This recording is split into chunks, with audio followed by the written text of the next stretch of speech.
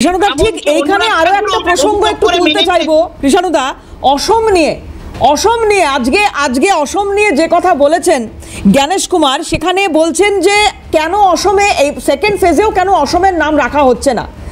সেখানে উনি যে কথা এখানে বলছেন স্পষ্ট করে যে ওখানে একটা আলাদা বিধির কথা বলছেন। কি বলেছেন একটু শোনাই আপনাদের।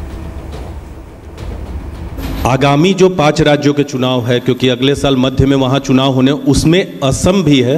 असम में आपने SIR कराने का फैसला नहीं किया है दूसरे चरण में, तो इसकी वजह क्या है, कारण क्या है और यहाँ कब कराएंगे? जैसे कि आप सब लोगों को विदित होगा, भारतीय नागरिकता कानून में आसाम के लिए नागरिकता के लिए अलग प्राविधान है। और दूसरा विषय ये है कि माननीय सुप्रीम कोर्ट की देखरेख में वहां पर नागरिकता की जांच का कार्यक्रम लगभग पूर्ण होने वाला है। ऐसी स्थिति में जो ये 24 जून का SIR का ऑर्डर था वो पूरे देश के लिए था, वो आसाम पर लागू नहीं होता और इसलिए आसाम के लिए अलग से रिवीजन के आदेश जारी किए जाएंगे।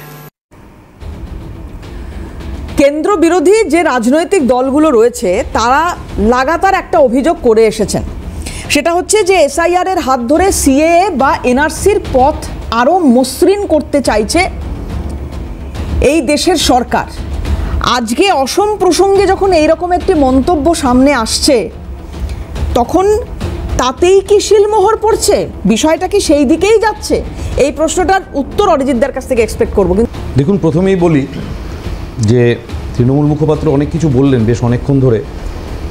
আমি কৃষ্ণদাকে দেখেছি যখন বিজেপির হয়ে কথা বলতেন এক সময়, কোনো এককালে বেশ পড়াশোনা করে যেতেন, কিন্তু জানি না তৃণমূলে তো পড়াশোনার চল নেই বললেই চলে, সেটা তো খুব অ্যাপারেন্ট।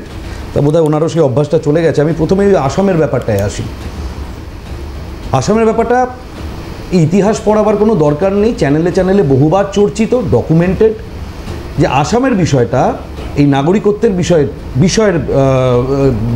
নাগরিকত্বের বিষয়টা নিয়ে আসামের ব্যাপারটা অন্যান্য রাজ্যের থেকে আলাদা। কারণ ইন্ডিয়ান সিটিজেনশিপ অ্যাক্ট 1955, যেটা সেকশন 3 1950-এর 26শে নভেম্বরে আগের 26শে জানুয়ারির আগের যে কোনো ব্যক্তি জন্ম নিয়েছেন তাকে ভারতের বাই বার্থ ভারতের নাগরিকত্ব দেয়।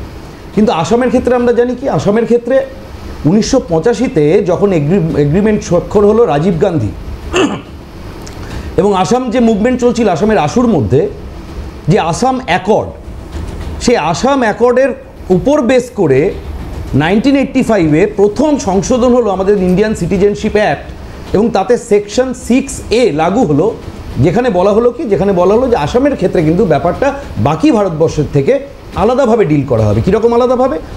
যে 1966 পয়লা জানুয়ারির আগে যারাই আসামে এসছে তারা ভারতবর্ষের নাগরিক হিসাবে চিহ্নিত হবে।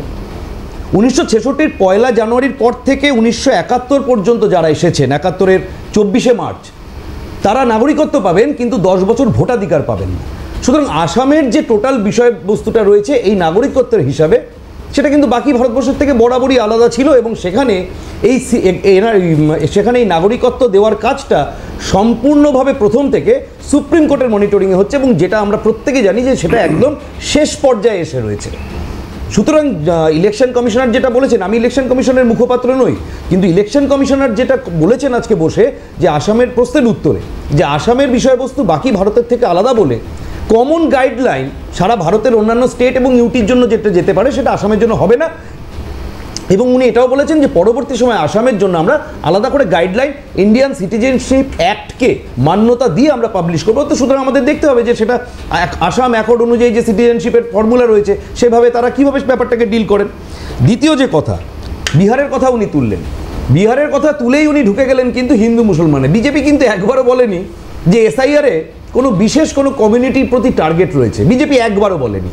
তৃণমূল মুখপাত্র শুরুতেই প্রথমে বললেন 300, কি সুন্দর বিভাজনটা করে দিলেন, 323-এর মধ্যে কত বললেন 78 হচ্ছে কোনো একটি কমিউনিটি, বাকিরা অন্য কোনো একটি কমিউনিটি। তাহলে কে কাকে আক্রমণ করছে আমরা তো সেভাবে ব্যাপারটা দেখছি না।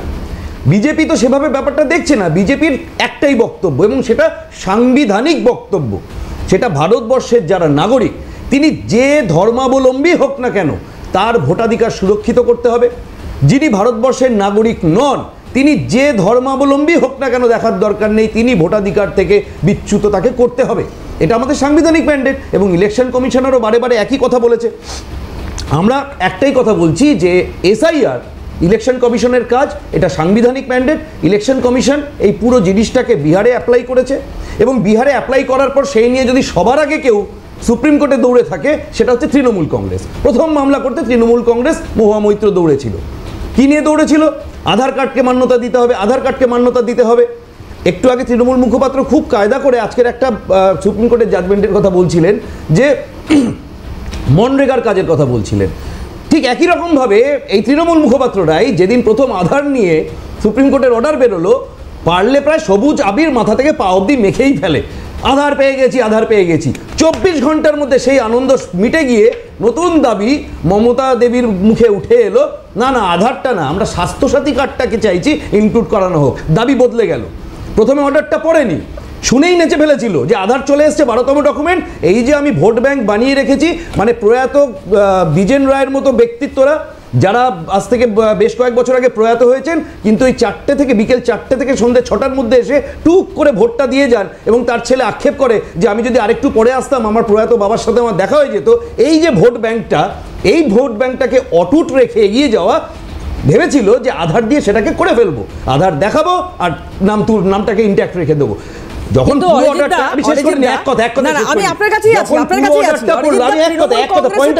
তাহলে এটা বলা হচ্ছে কেন যে একজন বৈধ ভোটারের নামও যেন বাদ না যায়?